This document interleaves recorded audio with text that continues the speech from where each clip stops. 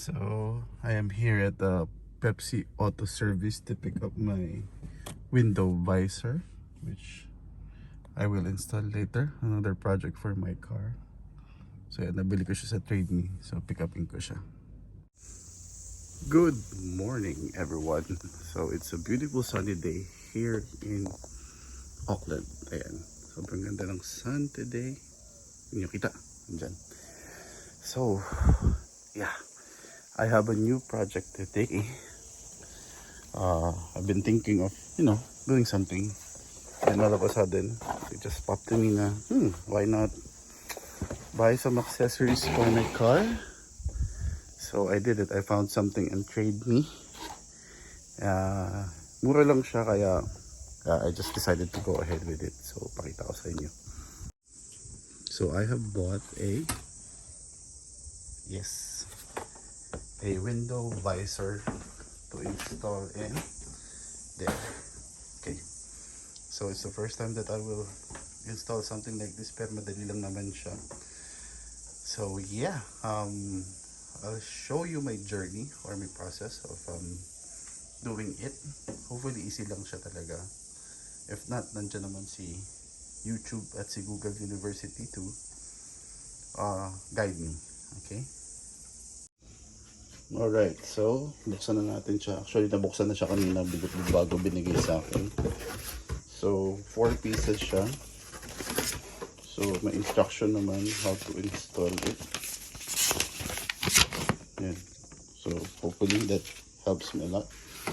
And then, yan, 1, 2, 3, 4. Plus the clips are over there. So, yeah. I'll start the installation process. Okay, so ito na yung window visor natin. So may mga holes siya dito, ayan. Tapos ila-line up natin yung mga clip. So check ko muna dito kung ila-line up siya. Then what I'm going to do is mark these holes doon dito kung saan nakatapat, para maikabit ko yung clip. Okay, so we'll do that next. Yan. So insert lang daw natin dito sa in between yung channel ng rain gutter. Okay, so they say. Kita nyo may mga mark na yan. Not sure. Ito malawag. Medyo nag-struggle ako dito sa isa. Tagyan muna natin. Sabi punasan daw to before installation. So punasan natin biglang.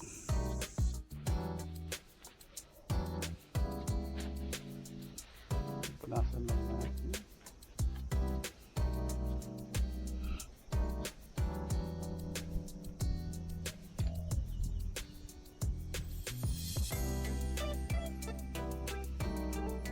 Let's check again. I think baliktad.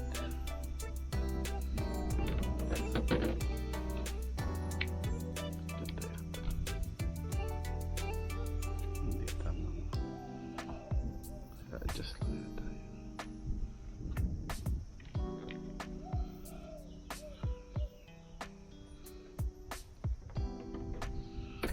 Nakita nyo, may adhesive siya dito para ididikit natin after. So line up ko lang muna yung mga brackets niya for the clips before I install it.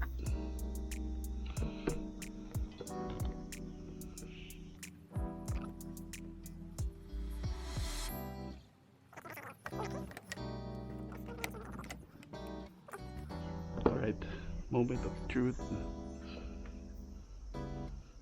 Kasi natin yung tape.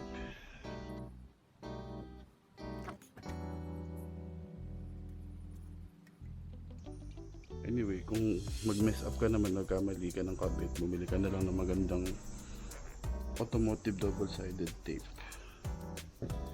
then you can redo this all over again. Pero syempre, ayokong gawin yun. So I want it perfect the first time.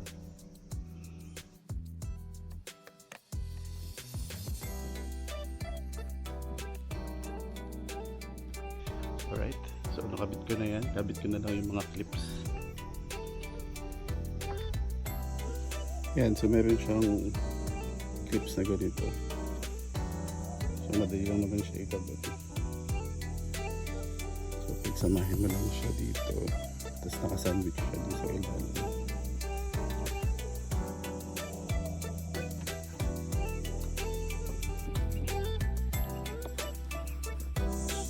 Finished product. So bracket here, ito, tsaka may maliit dito. Okay? And the final process is, ito yung pinakang satisfying, yung tanggalin mo yung plastic.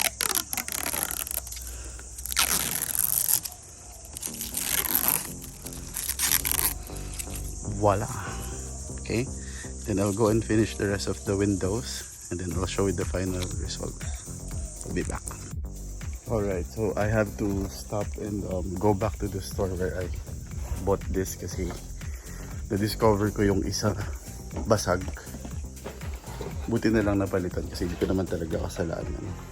So, yan. Balik na ulit tayo. Kabit ko na yung sa likod.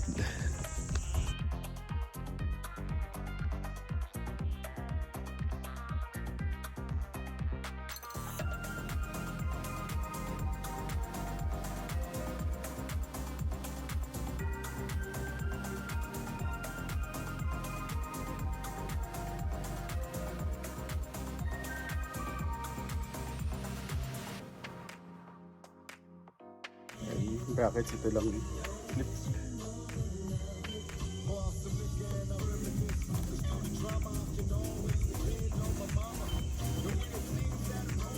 One.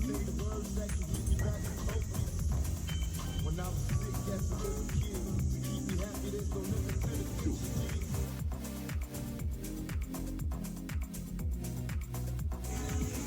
So, punasan lang natin yung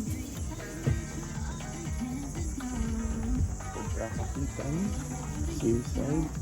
So may kasama naman siya ng pangpunas, which is very good.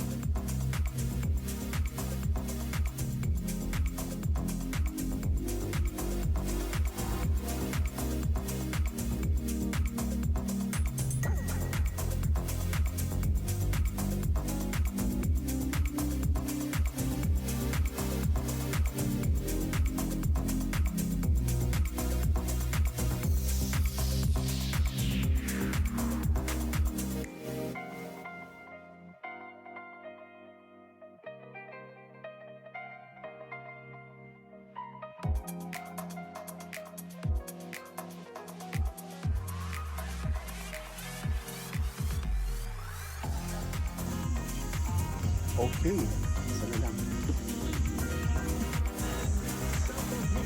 Okay, last na to. When we are done.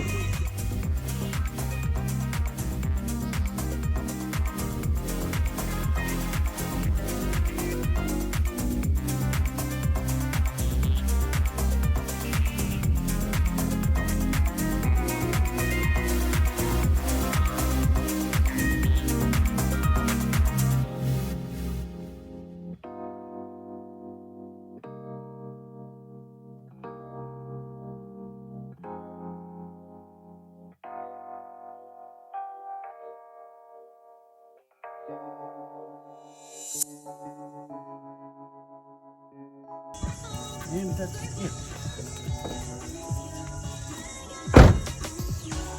We're done. Okay, so siguro mga less than 10 minutes makakabit mo na lahat siya. Basta kompleto yung gamit, yung mga clips and everything. Yeah, looks nice. I'll show you. So ito na siya.